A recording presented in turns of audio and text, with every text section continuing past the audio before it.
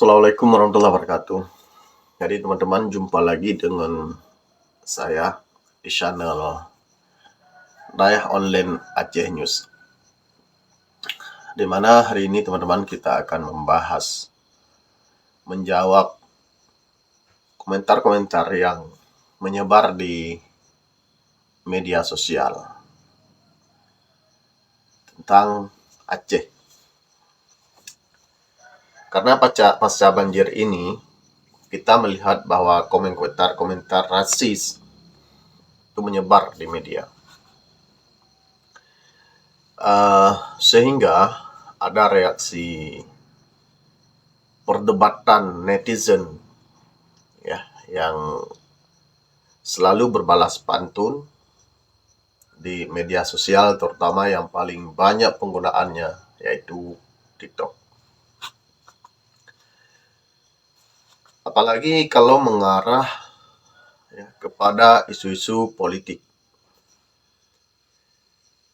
Ketika selesai bencana kemarin, lalu masyarakat Aceh yang meminta perhatian pemerintah pusat dan harus ditetapkan menjadi bencana nasional, tapi ditolak ya dengan alasan mampu dan alasan harga diri dan segala macam.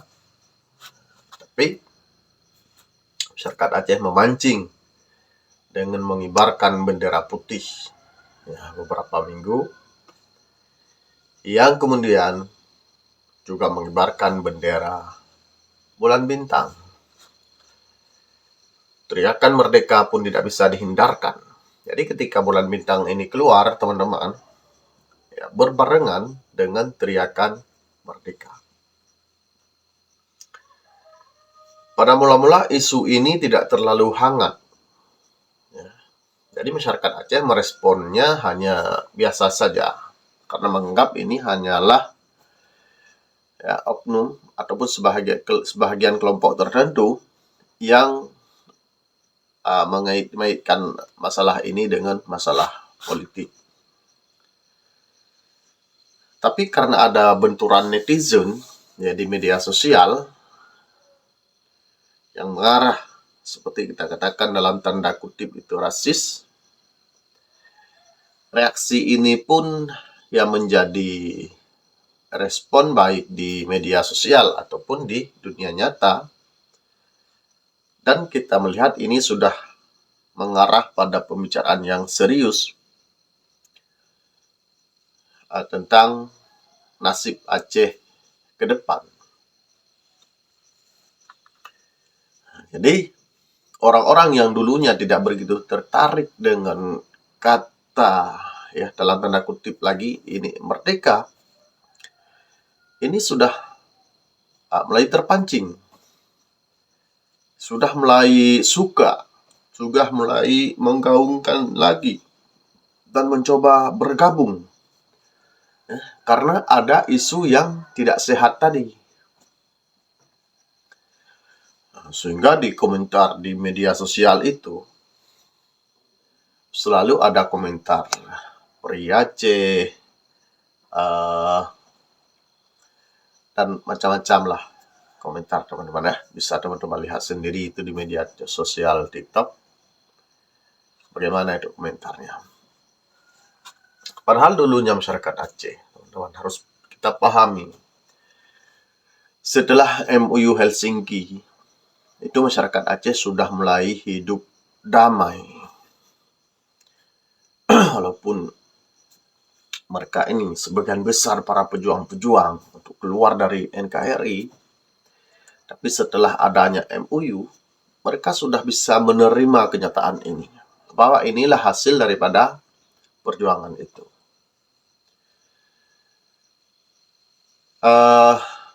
Untuk menghilangkan pemikiran mereka, agar mereka bisa melupakan pahitnya mengalami berjuang di hutan, bersembunyi di hutan. Jadi masyarakat Aceh sudah mulai melakukan aktivitas normal seperti ke sawah, ke ladang, pokoknya sibuk dengan aktivitas mereka itu sendiri.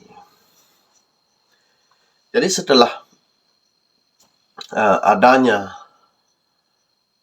bencana banjir ini, ya, kemudian ada pancingan-pancingan, ada isu-isu ya rasis yang tadi kita bilang menyebar tuh di media, maka kan jiwa semangat kemerdekaan yang sudah tertanam lama di dalam tubuh masyarakat Aceh itu sudah kembali lagi. Dan mereka mungkin sudah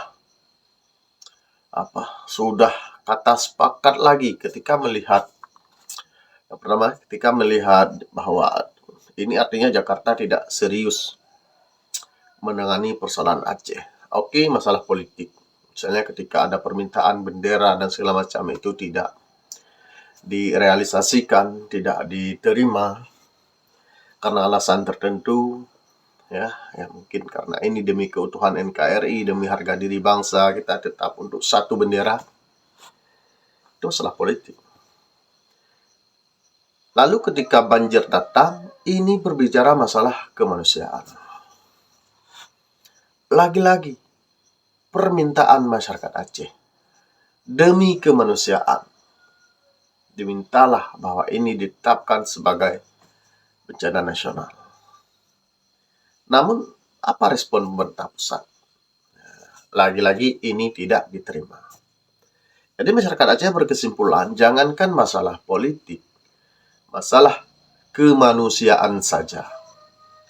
Jika yang meminta itu rakyat Aceh, maka pemerintah pusat bisa mengabaikannya. Begitu juga dengan hal-hal yang lain. Sehingga karena kita sudah punya luka lama, lalu ketika ada ketidakpedulian pemerintah itu memancing reaksi yang kembali luka itu berair dan berdarah. Maka masyarakat Aceh timbullah rasa kebencian, rasa ketidakinginan kepada TNI misalnya, Polri di lapangan. Padahal kita tahu mereka itu berjasa saat ini ya, membersihkan lumpur, bekerja siang malam, walaupun ada tambahan tunjangan dari negara, wajar-wajar saja ya, karena manusia juga butuh hidup. Dan juga timbul ya kebencian kepada Cua. Cua, kalian tahu Cua? Itu orang-orang informan yang memberitahukan keberadaan GAM pada saat konflik. Muncul lagi. Ya, kemudian ya kepada orang-orang berbaju loreng misalnya. Kemarin itu salah satu putra Aceh, Korem Doksmawe, dengan lantang dia menantang massa dengan kata-katanya yang sangat luar biasa. Ya memang dia kita tahu cinta NKRI. Tapi sebenarnya untuk menjaga kondusif harus bijak dalam memberikan pernyataan. Karena ini di Aceh, teman-teman, tentara nanti kalau sudah pensiun ada partai tertentu yang mencomot dia menjadi tokoh politik, menjadi bupati lah, menjadi calon DPR lah dan segala macam. Ya, ini kita teman-teman harus tanda ya, mereka yang hari ini sangat anti terhadap ideologi Aceh.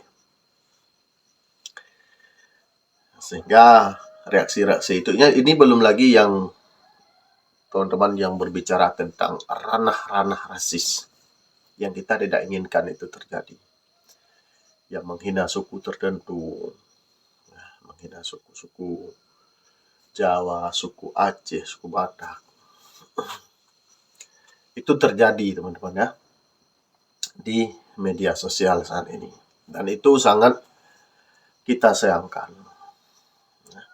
Sebenarnya orang Jawa, kayak Minang, kayak siapapun, selama ini setelah konflik ya, hidup di Aceh sudah mulai aman, damai, dan tentram. Dan kita tidak perlu menghujat-hujat siapapun. Jadi ini ada kata-kata semoga Aceh ditenggelamkan, semoga Aceh selalu mendapatkan cobaan dan musibah dan segala macam doa-doa keburukan itu diminta.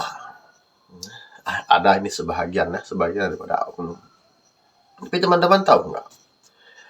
Ketika misalnya kita melihat hari ini yang berdampak parah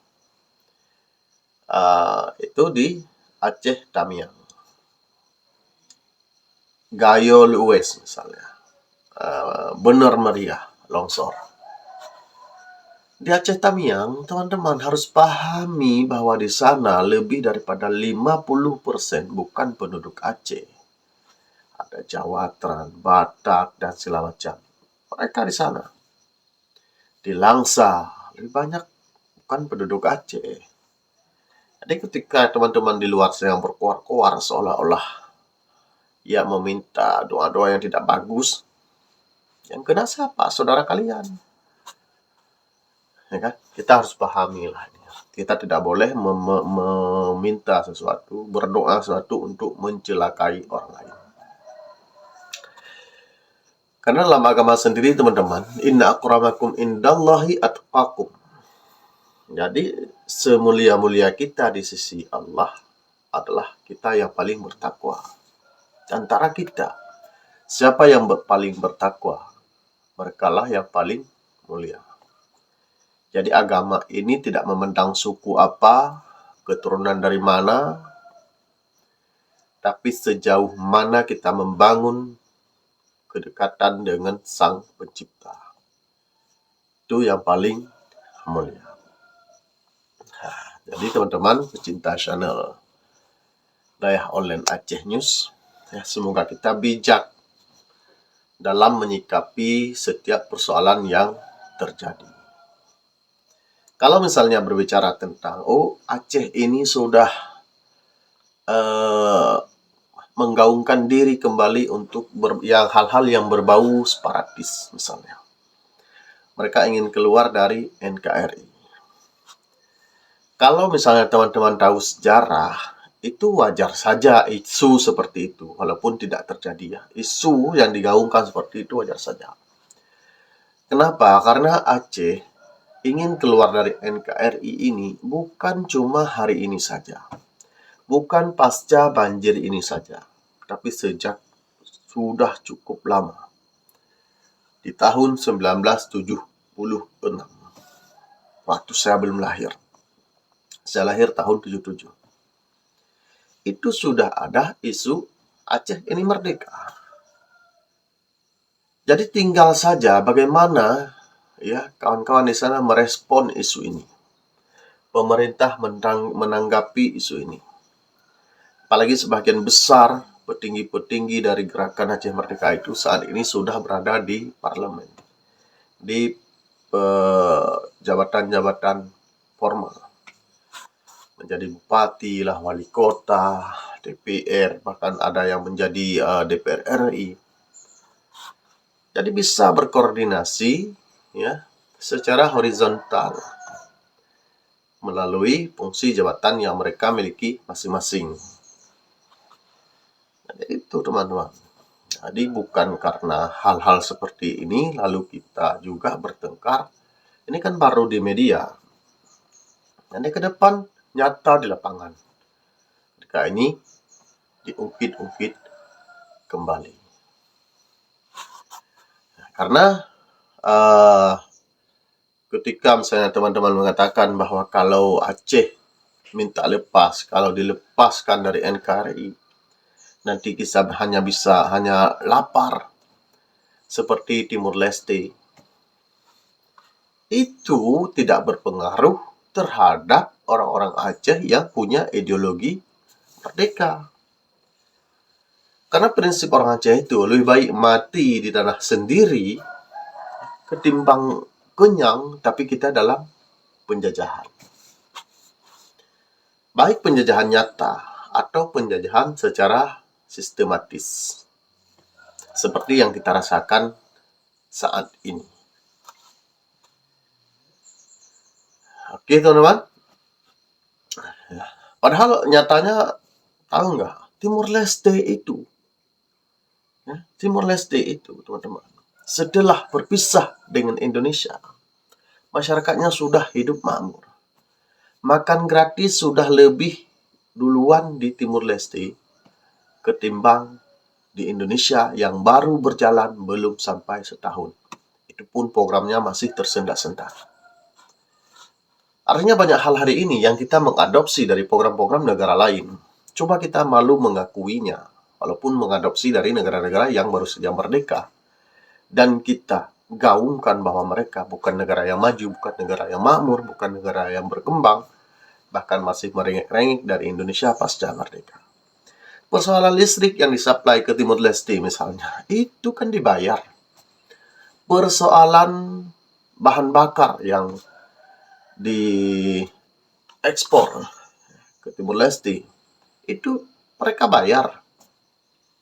Tidak ada yang gratis, bro. Jadi, bahkan Timur Leste itu, paspor dan visa-visa mereka, ada beberapa negara itu yang dibebaskan masuk. Bayangkan kalau menjadi sebuah negara merdeka. Makanya ketika itu disampaikan, itu tidak masuk di dalam nalar masyarakat Aceh. Masyarakat Aceh tidak terima kalau dibilang pasca mereka itu kita akan menderita ketergantungan. Kalian lihat bahwa Blok Andaman sekarang sedang dieksploitasi minyaknya. Dan itu dialirkan dari Sumatera sampai ke Pulau Jawa. Ini belum lagi minyak-minyak yang sudah duluan diambil. Itu untuk kemakmuran rakyat Aceh? Bukan. Dalam perjanjian Helsinki, masyarakat Aceh hanya meminta 30%. Tapi apakah itu direalisasikan oleh pemerintah? Sampai sekarang tidak. Karena kalau 30% saja diberikan kepada Aceh, itu dengan angka yang real, yang harus bisa kita lihat. 30% itu dari angka mana diambil. Bukan hanya pengakuan 30%. Jadi seolah-olah ketika masyarakat Aceh meminta perhatian daripada pemerintah pusat untuk menangani persoalan ini dan ditetapkan bencana ini menjadi bencana nasional, kita meminta uang dari pusat. Bukan, teman-teman. Uang Aceh sendiri yang dikelola oleh pusat belum diberikan sepenuhnya.